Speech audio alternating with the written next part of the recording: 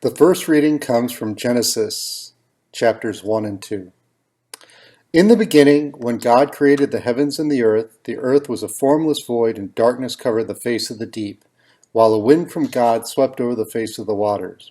Then God said, "Let there be light," and there was light.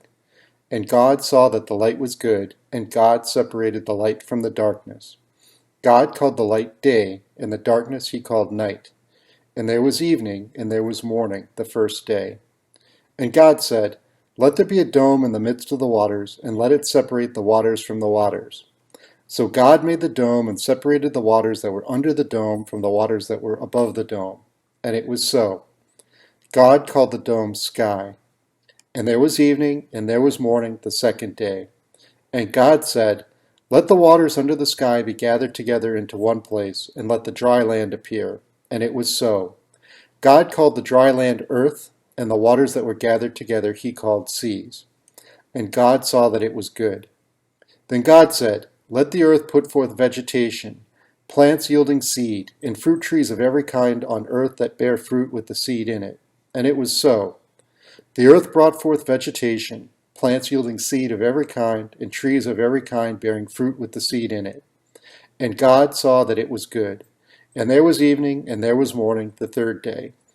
And God said, "Let there be lights in the dome of the sky to separate the day from the night, and let them be for signs and for seasons and for days and years.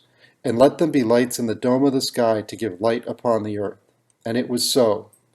God made the two great lights, the greater light to rule the day and the lesser light to rule the night, and the stars. God set them in the dome of the sky to give light upon the earth, to rule over the day and over the night, and to separate the light from the darkness. And God saw that it was good. And there was evening, and there was morning, the fourth day. And God said, "Let the waters bring forth swarms of living creatures, and let birds fly above the earth across the dome of the sky." So God created the great sea monsters and every living creature that moves, of every kind, with which the waters swam, and every winged bird of every kind. And God saw that it was good. God blessed them, saying, "Be fruitful and multiply, and fill the waters in the seas, and let birds multiply on the earth." And there was evening, and there was morning, the fifth day. And God said, "Let the earth bring forth living creatures of every kind, cattle and creeping things and wild animals of the earth of every kind." And it was so. God made the wild animals of the earth of every kind, and the cattle of every kind, and everything that creeps upon the ground of every kind. And God saw that it was good.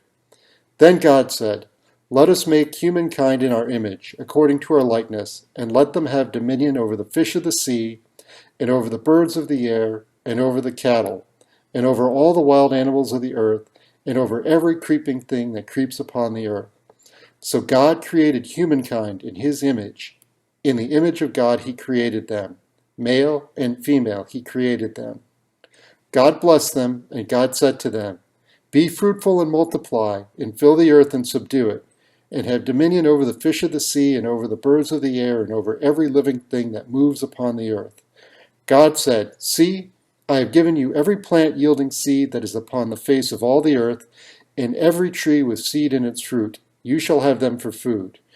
And to every beast of the earth, and to every bird of the air, and to everything that creeps on the earth, everything that has the breath of life, I have given every green plant for food." And it was so. God saw everything that he had made, and indeed it was very good. And there was evening, and there was morning, the sixth day. Thus the heavens and the earth were finished, and all their multitude. And on the seventh day God finished the work that he had done, and he rested on the seventh day from all the work that he had done. So God blessed the seventh day and hallowed it, because on it God rested from all the work that he had done in creation. These are the generations of the heavens and the earth where they were created. The word of the Lord.